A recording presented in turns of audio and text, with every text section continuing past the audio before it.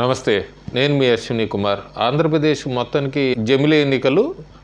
ప్రస్తుతానికి ఆంధ్రప్రదేశ్లో అయితే చంద్రబాబు నాయుడు ఆయన సభలకు కూడా కొన్ని చోట్ల భారీగా జనాలు వస్తున్నారు. అట్లాగే జగన్ మేమంతా సిద్ధమంటూ కూడా ఆయన ప్రజల్లోకి వెళ్ళారు. కొన్ని నియోజకవర్గాల్లో ఆయన కూడా జనాలు బ్రహ్మరథం పడుతున్నారు. కొన్ని చోట్ల తెలుగుదేశం పార్టీ సభలు ఫెయిల్ అయినవి ఉన్నాయి. అట్లాగే జగన్వి కూడా కొన్ని చోట్ల సభలు ఫెయిల్ అవుతున్నట్టుగా మనకు కనబడుతున్నాయి.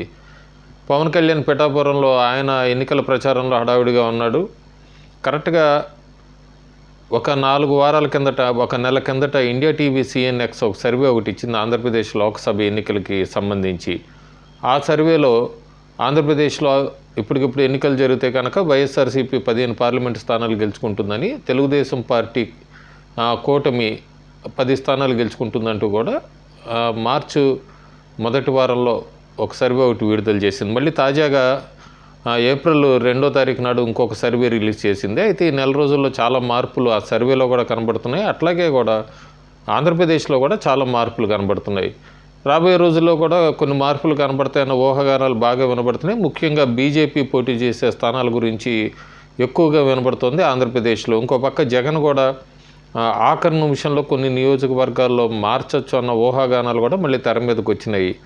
కాంగ్రెస్ పార్టీ మొదటి లిస్టు రిలీజ్ చేసింది. అందులో ముఖ్యంగా ఏంటంటే, ఇదివరకు కేంద్ర మంత్రిగా పనిచేసిన పల్లం రాజు ఆయన మళ్ళీ కాంగ్రెస్ పార్టీ తరఫున కాకినాడ నుంచి పోటీ చేస్తున్నారు. అట్లాగే ముఖ్యమైన పేర్లు షర్మిల, కడప ఎంపీ అవినాష్ రెడ్డి వర్సెస్ షర్మిలగా ఉండబోతోంది కడప లోక్సభ స్థానానికి సంబంధించి. ఇవి కాంగ్రెస్ పార్టీ లెక్కలు.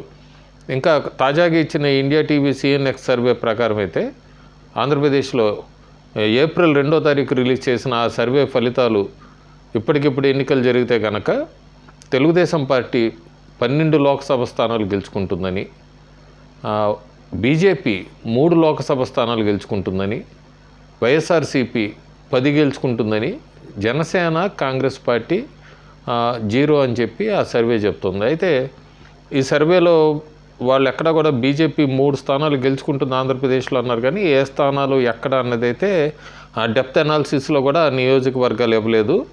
మనం వేచి చూడాలి. ప్రస్తుతానికి ఆ బీజేపీకి 3 స్థానాలు ఎక్కడ ఆంధ్రప్రదేశ్లో అనేది అయితే నాది కూడా ఒక సర్వే నడుస్తుంది. నేను చెప్పాను ఏప్రిల్ మొదటి వారంలో అన్నది. నాకు కూడా ఇంకా ఎక్కడ బీజేపీ గెలిచే స్థానాల్లో పల్స్ అనేది ఎక్కడ కరెక్ట్ కనబడలేదు లోక్సభ స్థానాలకి సంబంధించి.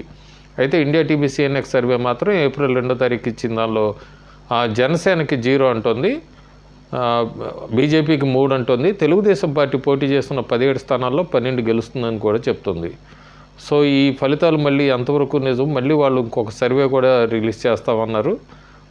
ఇంకా exit polls, opinion polls April 19 నుంచి బ్యాన్ అనే సంగతి తెలిసిందే. కాకపోతే నేషనల్ మీడియా అంతా కూడా ఏప్రిల్ 15వ తారీఖు మళ్ళీ ఒకసారి సర్వేలన్నీ రిలీజ్ చేయబోతున్నాయి. ఆ సర్వేలో ఏమన్నా మార్పులు ఉంటాయా ఇవేనా అనేది అయితే మనం వేచి చూడాలి. ప్రస్తుతానికి ఆంధ్రప్రదేశ్లో బీజేపీ పోటీ చేస్తున్న స్థానాల్లో అయితే కీన్గా వినపడుతున్న పేరు అనపర్తి మార్పు ఉండొచ్చని. అనపర్తి నియోజకవర్గంలో కనుక తెలుగుదేశం పార్టీ అభ్యర్థి పోటీలో నిలబడచ్చు అన్నది అయితే ఒకటి పూర్తి కనబడుతోంది.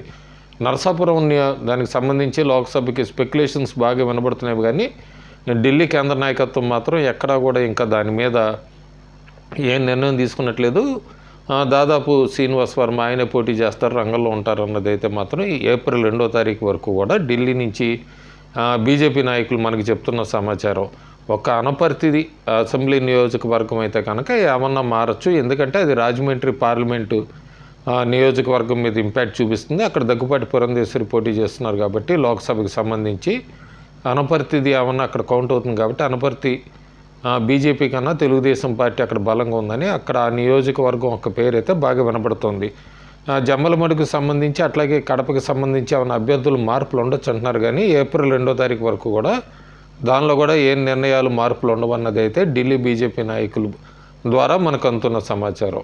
సో ప్రస్తుతానికి ఏప్రిల్ 2వ తారీఖుకి మార్చి మొదటి వారం ఇండియా టీవీ సిఎన్ఎక్స్ ఇచ్చిన సర్వేలో అయితే మార్పులు కనబడుతున్నాయి. అప్పుడు వైఎస్ఆర్సీపీకి 15 స్థానాలు ఇచ్చారు. ఏప్రిల్ 2వ తారీఖు వచ్చినప్పుడు మాత్రం జనసేన, బీజేపీ, తెలుగుదేశం పార్టీ ఎలియన్స్కి 15 స్థానాలు ఇస్తున్నారు. సో మళ్ళీ మనం ఒక 2 వారాల దాకా ఆగి చూడాలి, మళ్ళీ ఏమన్నా సర్వేల్లో మార్పులు ఉంటాయా, లేటెస్ట్ అప్డేట్స్ ఏముంటాయి అనేది. Thank you.